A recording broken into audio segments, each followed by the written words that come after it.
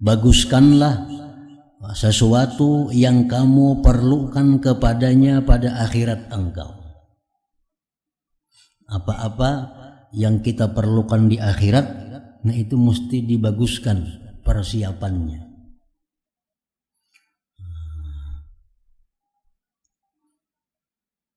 Dalam kubur kita perlu ada kawan yang mengawani kita. Nah, kita siapkan kawan-kawan dalam kubur.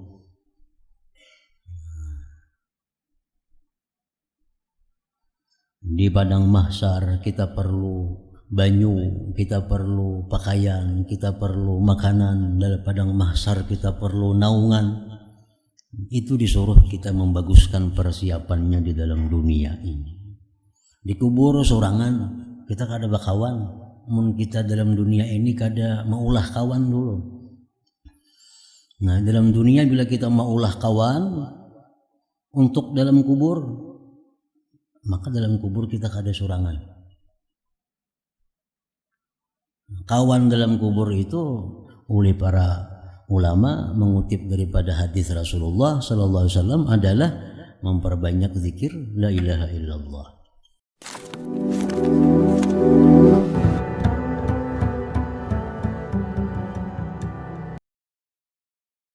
Bismillahirrahmanirrahim. Alhamdulillahi rabbil alamin wa bihi nasta'in ala umurid dunya waddin.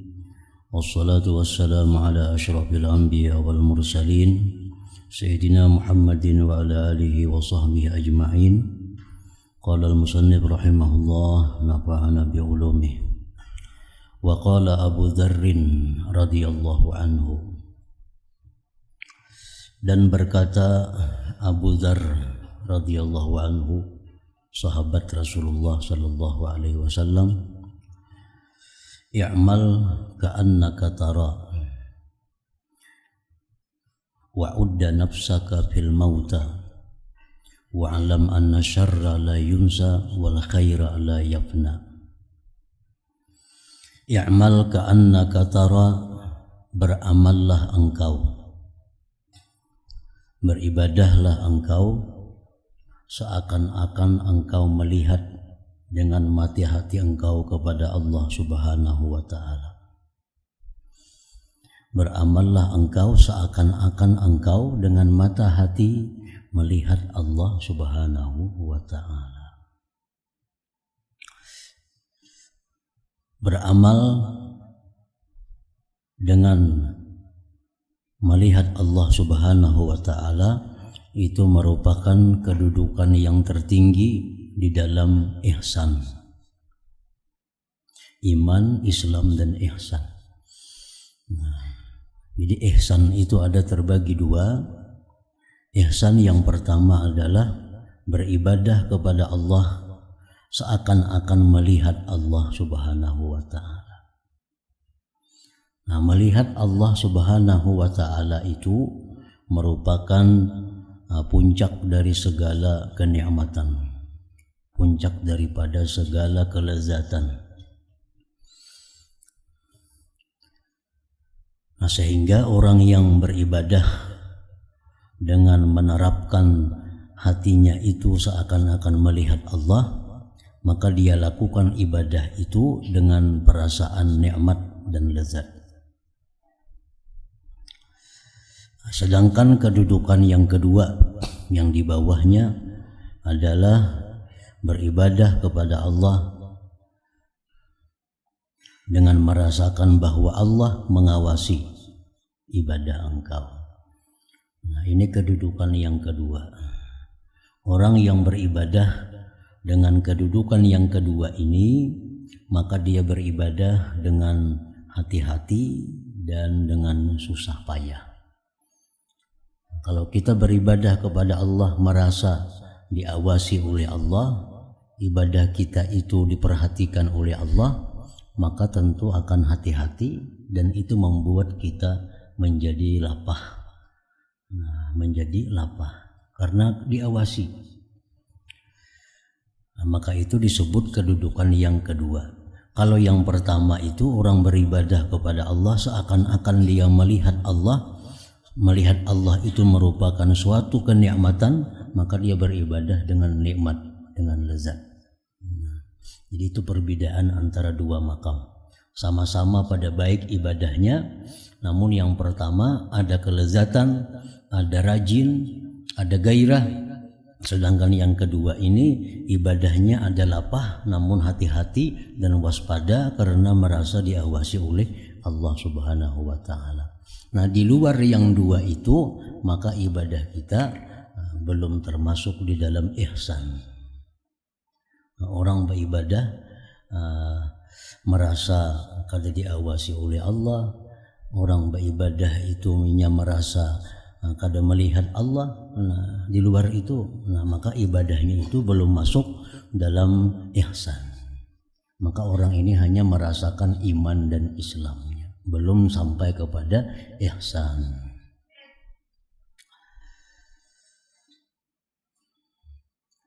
Nah, di situ kita melihat orang yang beribadah kepada Allah satu malam 1000 rakaat, bahkan lebih. Orang-orang salihin dahulu beribadah dengan rajin, dengan nyaman 1000 rakaat. Nah, karena mereka waktu beribadah itu seakan-akan melihat Allah. Nah, kelezatannya itu menghilangkan susah payah melakukan ibadah itu. Nah, ada pula orang yang beribadah dengan waspada, dengan hati-hati, dengan penuh adab, dengan hati yang tidak berpaling kepada Allah, sehingga apapun yang terjadi di sekitarnya kadang mengetahui. Nah, itu orang yang beribadah merasa ibadahnya itu zahir batin dilihat oleh Allah, sehingga dia hati-hati dan waspada dalam melaksanakan ibadah itu. Bacaannya merasa didengar Allah, gerak-geriknya merasa dilihat oleh Allah, sehingga hati-hati dan ihtiyat ambil apik dalam ibadahnya. Jadi ihsan itu mencakup dua hal tadi. Yang pertama, ka'annaka tara, seolah-olah engkau itu melihat Allah. Yang kedua, seakan-akan dilihat oleh Allah, diawasi oleh Allah Subhanahu wa Ta'ala. Wa'udda nafsaka fil mauta, dan anggaplah diri kamu itu pada orang-orang yang sudah mati. Dan anggaplah diri kamu pada orang-orang yang sudah mati. Misalnya kita anggap diri kita di dalam kubur. Kita anggap diri kita dalam kubur. Kayak apa kita menghadapi munkar nakir? Apa yang kita sediakan jawaban-jawaban munkar nakir waktu menanya man rabbuka wa man nabiyyuka wa man imamuka wa ma qiblatuka. Apa jawaban-jawaban yang kita sediakan? Lalu apa kesiapan kita menghadapi lamanya di dalam kubur, ribuan tahun, ratusan tahun dalam kubur menunggu hari kiamat? Nah, adakah amal ibadah kita yang bisa mengalir ke dalam kubur? Adakah doa-doa anak zuriat kita yang akan sampai kepada kita? Jadi kita anggap diri kita ini sudah mati. Adakah sesuatu yang menyenangkan kita? Adakah maksiat-maksiat, dosa-dosa yang mengalir kepada kita waktu kita dalam kubur?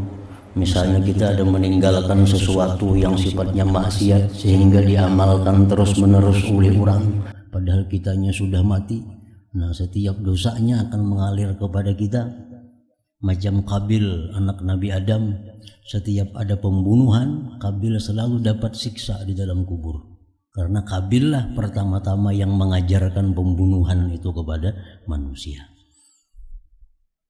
Nah, itu maksudnya wa'udda nafsaka fil mauta. Wa'lam anna syarra la yunsa wal khaira la yafna, dan ketahuilah bahwa kejahatan yang kita lakukan itu la yunsa, tidak dilupakan.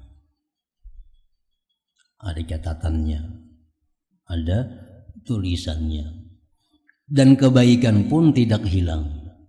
Kebaikan yang kita lakukan sehalus apapun itu kada hilang, ada juga catatannya.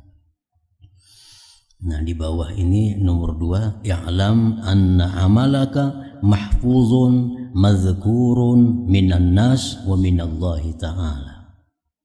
Amal engkau terpelihara, disebut dari manusia dan dari Allah Ta'ala.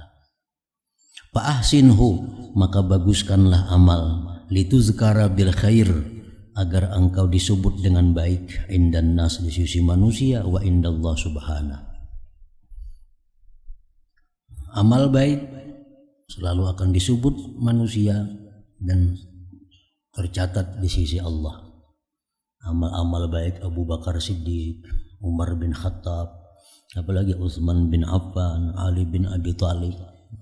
Amal-amal baik mereka sampai sekarang masih abadi, masih ada catatan-catatannya dalam kitab-kitab manaqib mereka.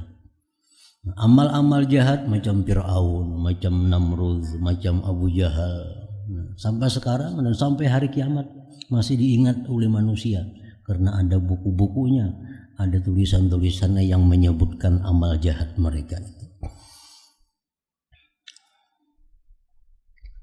Wa'lam anna syarra la yunsa wal khaira la yafna. Wa'lam anna qalilan yughnika khairun min katsirin yutghik. Ketahuilah bahwa sedikit mencukupkan engkau, mengayakkan engkau, lebih baik daripada banyak melalaikan engkau. Maksudnya dari duniawi. Dunia sedikit artinya duit kada banyak tapi cukup. Cukup makan, cukup untuk berpakaian, cukup untuk tempat tinggal, cukup. Lebih baik daripada banyak tapi membuat lalai kepada Allah Subhanahu wa taala. Duit berlebihan, pakaian berlebihan, semuaan berlebihan tapi membuat lalai. Di bawah qala Al-Hasanul Basri radhiyallahu an, iyyakum wa masyaghala minad dunya. Aku takuti akan engkau dan kesibukan daripada dunia. Fa innad dunya katsiratul asghal, bahwa dunia ini banyak kesibukan. La yaftahu rajulun ala nafsihi baba syughlin illa ausyaka dzalikal bab ayyaftaha alaihi asyrata abwab. Tidak membuka seseorang atas dirinya satu pintu pekerjaan dunia, melainkan hampirlah satu pintu itu membuka 10 pintu kesibukan lain. Bujur kita buka semacam aja usaha, tapi semacam usaha itu bisa membuka 10 pintu kesibukan-kesibukan lainnya. Kita berusaha misalnya berdagang, semacam aja ngarannya berdagang. Tapi ini membuka pintu macam-macam kesibukan. Kayak apa cara supaya berdagang ini payu? Nah, memikirkan tuh. Kemudian pulang berpikir kayak apa cara ada yang mengganti seorang. Kalau seorang ada aur, ada pembantu yang jujur, yang bagus, berpikir pulang mencari pembantu berdagang itu. Berpikir pulang kena barang ini mau habis, kemana nukar nang murah nang bagus. Berpikir pulang nukar barang sudah bagus, kan berpikir pulang kayak apa kena angkutannya sampai ke sini, terus siapa kena. Jadi sabuting pintu dunia membuka berpuluh-puluh pintu kesibukan pikir kita. Sabuting aja, tambah pulang usaha yang lainnya, 10 pulang ini datang kesibukan lainnya. Nah, jadi jangan membuka-buka pintu dunia, karena satu kesibukan dunia itu sudah bisa membuka 10 pintu kesibukan lainnya. Jadi jangan dianggap penting. Semacam aja usaha berdagang. Nah, itu berdagang itu sudah membuka banyak pintu kesibukan. Banyak pintu kesibukan pikir kita, waktu kita terbuang untuk mengurus satu usaha dagang itu. Nah, iyyakum wa ma syaghala minad dunya fa innad dunya katsiratul asghal. La yaftahu rajulun ala nafsi baba syughlin illa ausyaka dzalikal bab ay yaftaha alaihi asyrata abwab. Satu pintu usaha kita itu bisa membuka 10 pintu kesibukan. Kayak apa cara masyarakatnya, kayak apa cara menagih hutang nang kada bayarnya, macam-macam. Kayak barang serba kada cukup, kayak apa cara menambah modal, menangganali usahanya. Selalu keluar kesibukan lain. Nah, padahal dagang sama zamannya. Nah, itu yang dihindari artinya. Wa'lam anna qalilan yughnik khairun min katsirin yutghik. Bahwa sedikit tapi cukup lebih baik daripada banyak yang melalaikan engkau daripada Allah Subhanahu wa taala.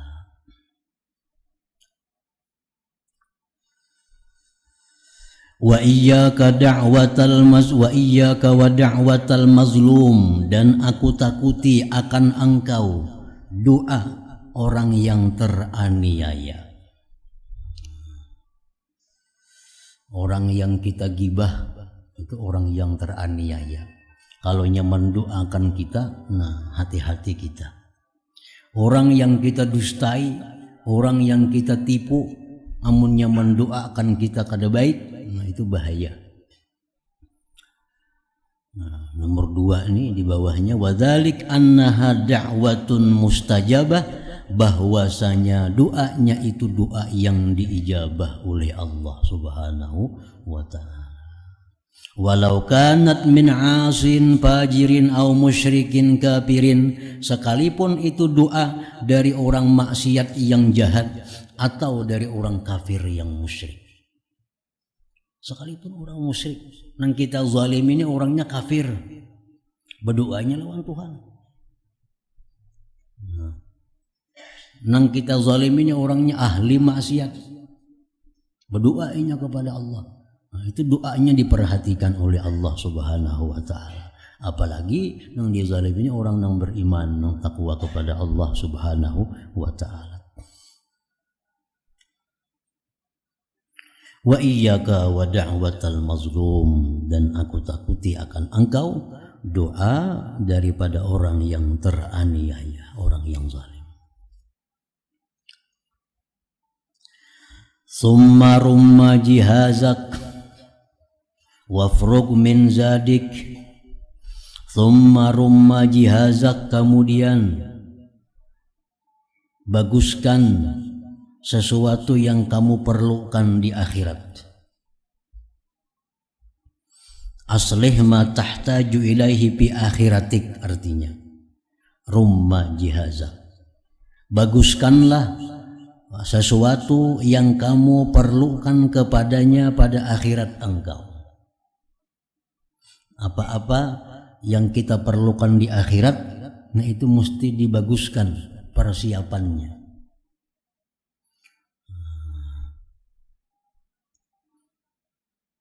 Dalam kubur kita perlu ada kawan yang mengawani kita. Nah, kita siapkan kawan-kawan dalam kubur.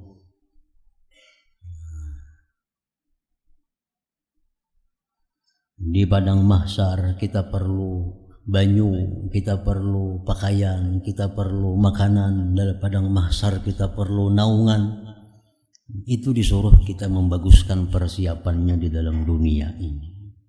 Di kubur sorangan, kita kada bakawan. Mun kita dalam dunia ini kada maulah kawan dulu. Nah, dalam dunia bila kita maulah kawan untuk dalam kubur, maka dalam kubur kita kada sorangan.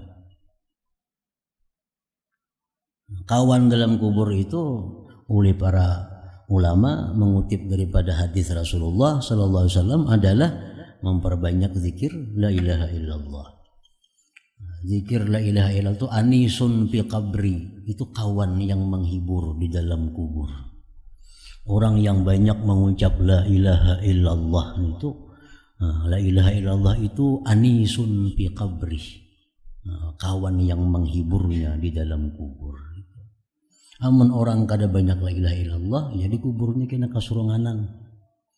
Nang mengirimi kadada, amal jariah kadada.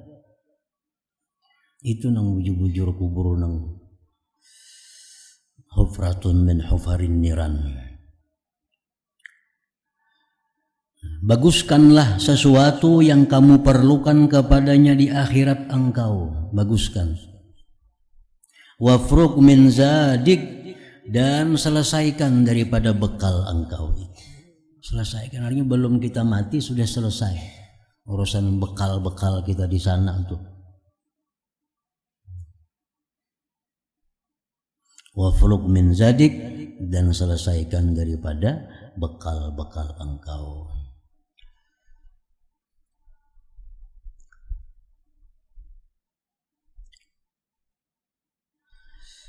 Wa kun wasiyya nafsik wa la taj'alir rijala awsiya'ak.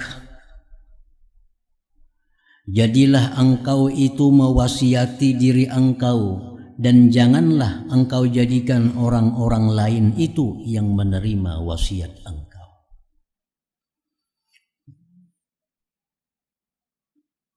Harta contohnya, biasa kita diwasiatkan, harta ini untuk si fulan sekian, untuk si fulan sekian, kabun sagan si anu ini sagan.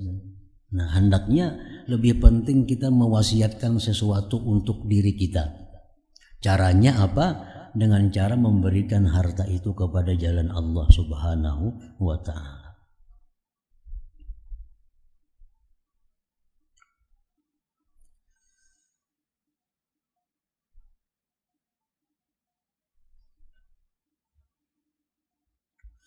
Wakil amraka, dan pikirkanlah perkara engkau.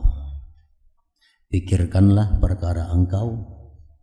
Watayaqqaz, dan bangunlah engkau min sinatik, daripada kelalaian engkau.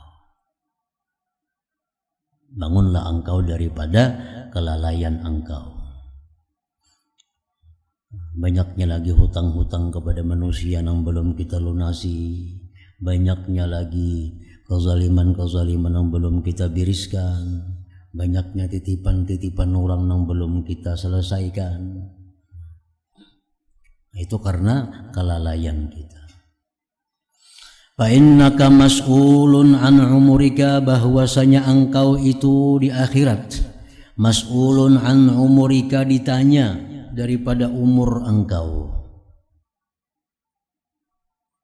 Pertama ditanya umur engkau berapa.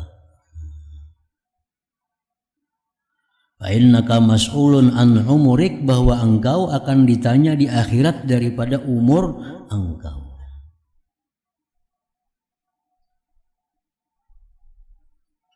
Mbah ditanya umur, lalu ditanya kemana umur itu digunakan. Itu pertanyaan yang kedua. Setelah ditanya berapa umur, 60. Nah, 60 tahun itu kemana digunakan?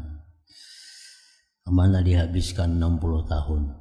Nah, setiap orang akan menjawab sesuai dengan pekerjaannya di dalam dunia. Setiap orang akan menjawab dengan pekerjaannya di dalam dunia. Orang yang bertani menjawab dihabiskan bertani. Orang yang penuntut ilmu dihabiskan menuntut ilmu. Orang yang pegawai dihabiskan menjadi pegawai. Orang yang pedagang dihabiskan untuk pedagang.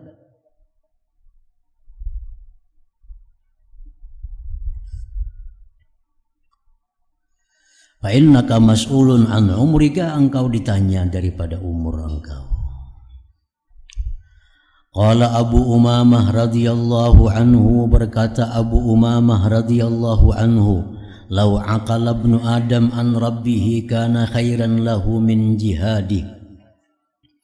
Jikalau paham manusia tentang Tuhan, mengerti tentang Tuhan, itu lebih baik daripada jihadnya.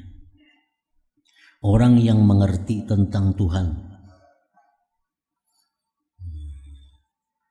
karena setiap apa yang dilakukan oleh Allah itu pasti ada makna. Pasti ada makna. Allah Maha Suci atau mustahil melakukan sesuatu yang tidak bermakna. Nah, jadi apabila kita paham makna apa yang diperbuat oleh Allah, itu lebih besar pahalanya daripada jihad. Bila kita paham apa yang diperbuat oleh Allah. Misalnya Allah memperbuat kepada kita nikmat, kita paham. Ini Allah memberikan aku nikmat ini berarti Allah menuntut aku untuk disyukuri. Nah ini orang yang paham. Setiap dia menerima nikmat dari Allah, ini paham. Ini adalah tuntutan Allah agar aku jadi orang yang syukur. Datang kepadanya hal-hal yang kada nyaman, ini tuntutan Allah kepadaku agar aku bisa sabar. Datang kepadanya dari Allah taat, berarti ini tuntutan dari Allah agar aku mengingat taufik dan hidayahnya kepadaku.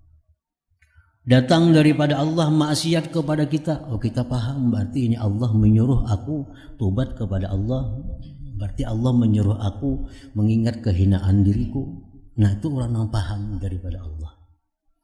Orang yang paham daripada Allah itu adalah lebih baik daripada jihad fisabilillah. Ini ada yang kada paham. Nah dikira bila Tuhan tuh beri nikmat sihat, Tuhan ini sayang lawan aku, kada tentu itu kada tentu. Bila Tuhan ini memberi aku sihat, selama ini kada suah sakit, harta nyaman datangnya, lingkungan aman, hidup rumah tangga, berarti Tuhan ini sayang lawan aku. Itu kada mengerti lawan Tuhan ngarannya. Sayang Tuhan tuh bukan di situ andaknya. Sayang Tuhan bukan di harta, sayang Tuhan bukan di keamanan, sayang Tuhan bukan di kebahagiaan dunia ini. Artinya bila Allah memberikan kenikmatan-kenikmatan itu, Allah menuntut kita supaya jadi orang syukur. Nah itu paham orangnya. Datang nikmat, berarti Allah nyuruh aku beringat nih. Ini nikmat Allah mesti digunakan untuk taat kepada Allah. Nah ini orang yang mengerti dengan nikmatnya. Lau aqala ibnu Adam an rabbihi kana khairan lahu min jihadihi. Wa'lam anna man ja'ala hammahul akhirah kafahullahu amra dunya.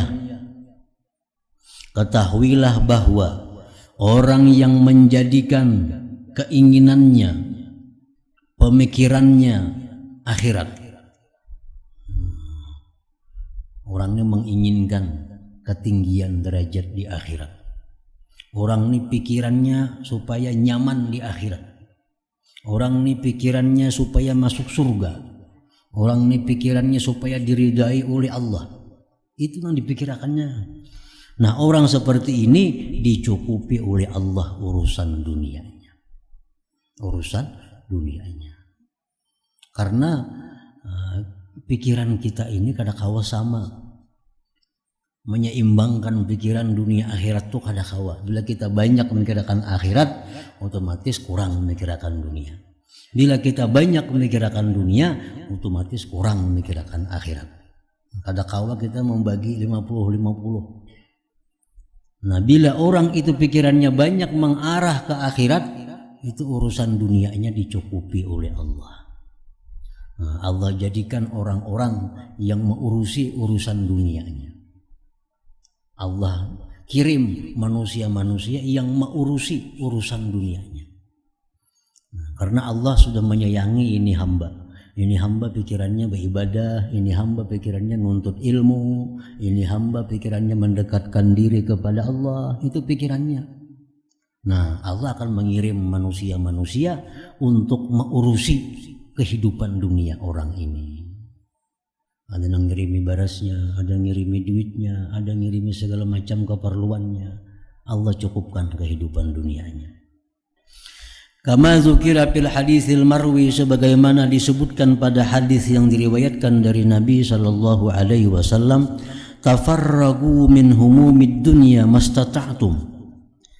Lapanglah kamu dari keinginan-keinginan, kesibukan-kesibukan duniawi sekuasa kamu. Fa innahu man kanatid dunya akbara hammi absallahu alaihi dai'atah wa ja'ala faqrahu baina ainaihi. Bahwasanya orang yang dunia itu sebagian besar pikirannya. Nah, dunia ini sebagian besar pikirannya. Waktunya, pikirannya banyak untuk urusan dunia. Allah akan membuka atasnya kesibukan-kesibukannya dan Allah jadikan kefakiran di hadapan matanya. Orangnya akan kada merasa kaya. kada akan pernah merasa kaya. Kalau orang yang selalu memikirkan tentang duniawi, orang itu dijadikan Allah selalu fakir dalam hatinya. Wa man kanatil akhiratu akbara hammi, siapa yang adalah akhirat yang paling besar pikirannya. Artinya dunia ada juga dipikirkannya, cuma ada seberapa. Akbar, lebih besar akhirat. Artinya dunia ada cuma halus, bukan seluruhnya akhirat kada. Orang yang adalah akhirat itu akbar, kada kul, makanya kul lah hammi seluruh itu kada. Ini siapa yang menjadikan akhirat itu sebagian besar pikirannya, sebagian besar pikirannya untuk akhirat. Dunia ada sedikit. Jama'allahu lahu amrah, Allah himpunkan baginya perkaranya. Wa ja'ala ginahu bi qalbi, Allah jadikan kayanya di hatinya. Jadi orangnya akan menjadikan Allah orang yang kaya hatinya. Wa man kanatil akhiratu akbara hammih jama'allahu lahu amrah wa ja'ala ginahu fi qalbi.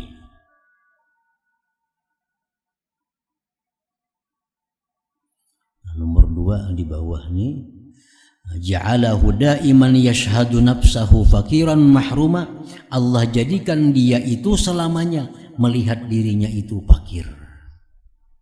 Walaupun dia banyak mempunyai kekayaan, tapi tetap hatinya merasa fakir, merasa berhajat, merasa kurang.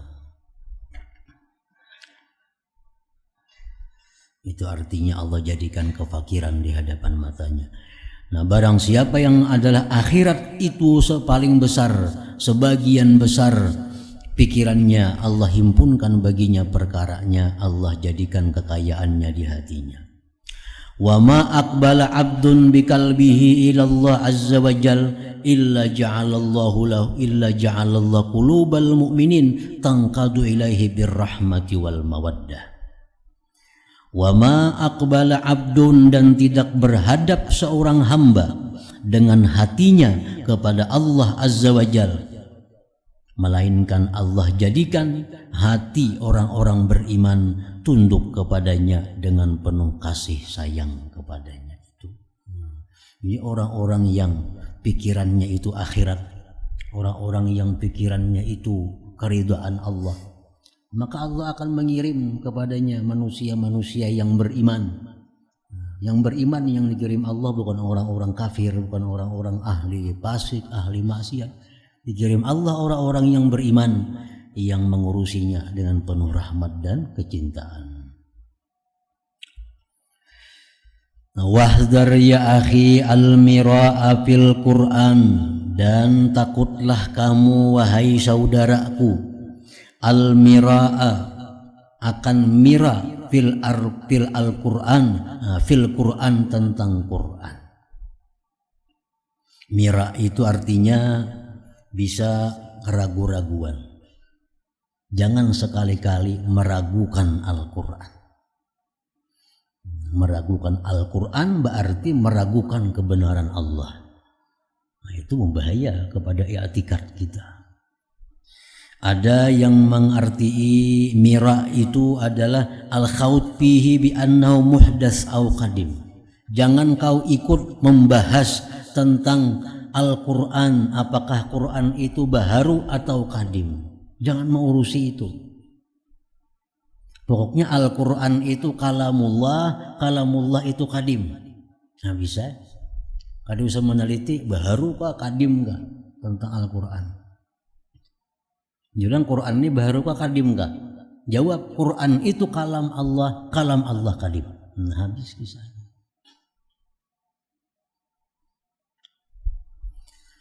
Dan takutlah kamu wahai saudaraku al-mirafil Quran, keraguan-raguan dalam Al-Quran, apalagi tadi membicarakan Al-Quran itu apakah baharu atau qadim, termasuk juga mempertentangkan isi-isi Al-Quran. Nah, jangan memperdebatkan tentang makna Al-Quran, kada usah. Karena Al-Quran itu sudah dijelaskan ada yang bisa kita paham, ada yang kita kada mampu memahaminya. Kalam Allah, kalau semuaan kita bisa memaham. Kita wajib beriman bahwa itu alif lam mim kalam Allah. Kita wajib beriman alif lam ra kalam Allah. Apa maksudnya? Wallahu alam, kita kada tahu. Nah bisa, kada perlu diteliti, kada perlu dibahas apa itu maksudnya, apa itu artinya. Wahdhar ya akhi al-mira'a fil Qur'an. Wal jidala fid din, dan aku takuti engkau berdebat dalam agama. Kada perlu memperdebatkan dalam agama.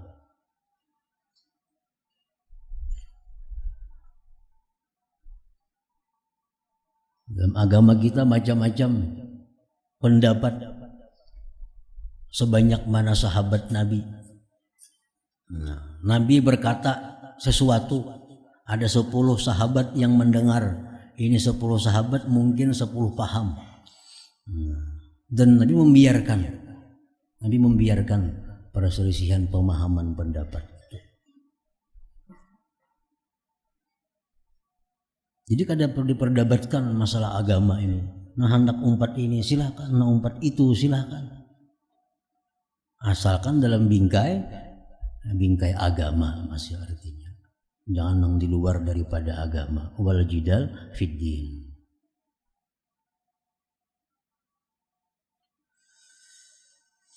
Wal kalama fit tahdid, dan aku takuti engkau akan memperbincangkan pada membatasi Allah. Jangan umpat campur dalam urusan membicarakan tentang membatasi Allah. Membatasi Allah itu artinya madahkan Allah bertempat. Jangan umpat campur itu. Kalau kita mengatakan Allah bertempat, berarti membatasi Allah. Karena ngaran tempat tuh atas, bawah, kiri, kanan, muka, belakang. Itu ngaran tempat. Berarti Allah terbatas di situ. Nah, jangan membatasi tentang Allah. Wal kalama kayak apa Allah mau kada bertempat di mana? Pokoknya Allah tuh sudah ada sebelum Allah menciptakan tempat. Kan tempat ini baru nih. Tempat tuh baru. Langit, bumi, kursi, aras tuh baru. Allah sudah ada sebelum adanya itu. Allah sudah ada sebelum adanya tempatnya, sudah ada. Nah sekarang pang di mana Allah? Seperti dahulu. Allah tuh kan al-awwal, al-qadim. Pokoknya terdahulu dari segala sesuatu. Nah jadi Allah itu terdahulu dari tempat. Sebelum ada bawah Allah sudah ada. Sebelum ada atas Allah sudah ada. Sebelum ada langit Allah sudah ada. Di mana Tuhan? Sebelum adanya di mana itu sudah ada. Sebelum adanya di mana sudah ada Allah. Dan sekarang Allah tetap seperti keadaannya dahulu kala. Nah, jadi jangan hendak membatasi tentang Allah Subhanahu wa taala. Kalau dikatakan biasanya Allah tuh di atas, itu artinya Allah itu mulia maksudnya. Karena atas lawan bawah itu mulia atas. Lalu diisyaratkan dipakai kata-kata atas untuk Allah. Itu kemuliaan benar aja, bukan atas tulis langit kada artinya. Artinya yang di atasnya Maha Tahu. Nah, bukan artinya Tuhan di langit kada. Itu hanya artinya yang di atas Maha Tahu, artinya yang mulia Maha Tahu. Karena atas itu lebih mulia dari bawah. Dipakai kata-kata atas. Nah, dalam Quran seringkali Allah dipakai dengan dhamir muzakkar. Kan dalam Quran wa huwallah, dialah Allah. Ada mau wahiyallah, wahiyah kan muannas. Wahiyah untuk bini-bini. Allahumma hdina fiman hadait misalnya. Itu laki-laki. Allah tuh dipakai kalimat dhamir muzakkar. Apakah Tuhan laki-laki? Bukan itu maksudnya. Laki-laki dengan perempuan itu lebih mulia laki-laki. Karena perempuan diambil dari jasad laki-laki. Nah, laki-laki dengan perempuan mulia laki-laki.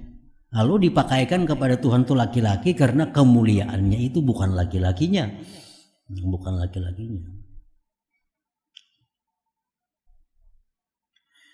Wa kun minal ladzina qala Allah azza wa jalla bihim, dan jadilah engkau termasuk orang-orang yang dikatakan Allah pada mereka, wa idza khatabahumul jahiluna qalu salama. Bila menghitab akan mereka orang-orang jahil, mereka berkata salama. Ada orang yang bertakun tentang Allah, kayak apa Allah, gimana Allah, maka usah ditanggapi. Ucapkan salam kepada mereka, itu artinya.